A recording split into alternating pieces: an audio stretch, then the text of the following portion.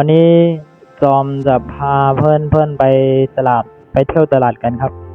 ว่าที่ตลาดมันสวยงามขนาดไหนแล้วก็มีอะไรบ้างมีของกินมีของใช้อะไรบ้าง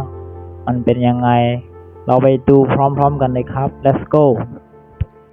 เพื่อนๆเข้ามาดูแล้วก็อย่าลืมติ๊ก subscribe แล้วก็ติ๊กไลค์ให้กำลังใจแล้วก็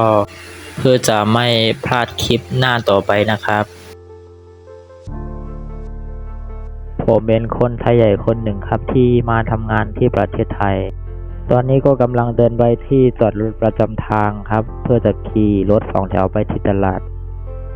เพื่อนๆเห็นไหมรถ2 แถวสีแดงที่วิ่งไปข้างหน้าคนละ7 บาทต่อสายตอนนี้ก็มานั่งรอรถ2 แถวครับนั่งเป็นที่เรียบร้อยแล้วครับถ้าเราอยากลงมันจะมีปุ่มกดอยู่นะครับ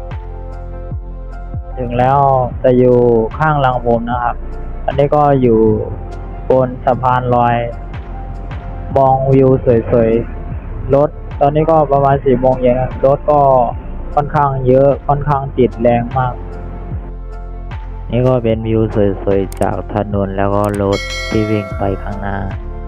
ที่ตลาดมันจะมีอะไรแล้วก็สวยขนาดไหนเราไปดูกันเลยครับมาถึงแล้วก็มาเจอที่คลิปเล่นคลิปตุ๊กตาเดี๋ยวไปข้างในกันอันนี้เป็นร้านซ่อมมือถือนะครับเมื่อกี้ก็ไปติดฟิล์มหน้าจอมาโอ้โหอยากกินเหลือเกินถ้ามาที่ตลาดพวกของกินพวกนี้ไม่ต้องเป็นห่วงมันดีเยอะพอสมควรเลยครับของใช้ในครัวแบบว่าข้าวสารหรือพวกนี้ไม่ต้องเป็นห่วงเลยครับจัดเตรียมได้เลยนี่ก็เป็นน้ำมะพร้าวนะครับอร่อยแล้วก็น่ารักจังเลยอยากกินแต่คนขายล้อเล่นอันนี้พูดเล่นนะครับนี่ก็กระเป๋าสวยๆนะครับแต่ว่าน่าจะแพงหน่อยพวกเสื้อผ้าก็มีเยอะแยะแต่ว่าเห็นแต่เสื้อผ้าผู้หญิงผู้ชายก็น่าจะมีอยู่นะครับมาถึงในร้านอันหนึ่งเขาเรียกว่าอะไรก็ไม่รู้ใหญ่พอสมควรแล้วก็มีเยอะแยะแต่ว่ามีแต่ของใช้นะครับของกินไม่มีแต่ว่ามันมีทุกอย่างเลยครับอันนี้ก็เป็นดอกไม้แต่ว่าไม่ใช่ดอกไม้จริงมันเป็นดอกไม้เอาวางไว้เฉยๆแบบนั้นนะมันสวยแต่ว่ามันไม่ใช่ดอกไม้แท้ครับแต่ว่าก็สวยนะมาลองจับดูแต่ว่าไม่ซื้อ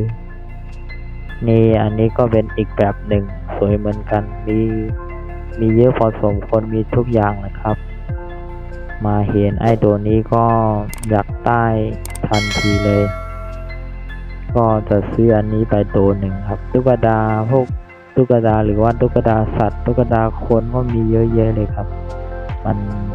ที่ตลาดนี้ถือว่ามีทุกอย่างมีเยอะแยะไปหมดอยากได้อะไรก็แบบจัดเตรียมที่ได้ของใช้สำหรับนักเรียนก็มีครบทุกอย่างเลยครับแบบว่าปากกาหรือว่าหนังสือโน้ตแบบนี้ก็มีทุกอย่างเลยครับผมก็จะเอาอันนี้เล่มหนึ่งเป็นสมุดบันทึกครับดูไปดูมาก็ผมก็อยากได้แค่นี้แหละครับเดี๋ยวก็ไปจ่ายเงินกัน